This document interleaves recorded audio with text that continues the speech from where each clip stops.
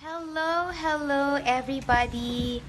I'm on my way to Southville International School and Colleges for my enrollment and orientation. I'm really excited for this new season in my life.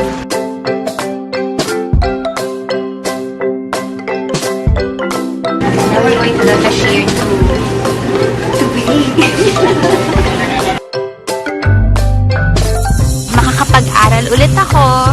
And makukuha ko din yung course na gusto ko, which is PS Psychology. We're getting uniform na. So today, we're trying out my school uniform. I hope it fits. It's super kasha. But it's made for me.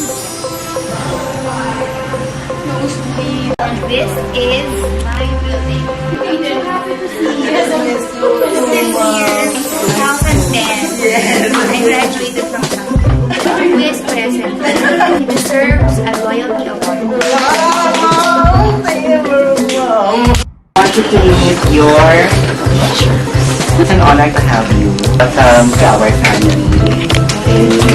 You have to wear the uniform. I want na. First and foremost, I just really want to be able to finish the course.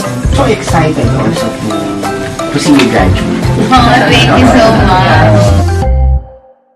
Overwhelmed ako kasi nakilala ko na yung mga professors ko. And I'm starting my class next week. I'm very excited and nervous at the same time. Ninang Mirando, my 4th year class advisor. 42, lahat ng mababait nandun. Ako yung computer teacher. Got my ID already. I have my student number. Hello everyone! And finally,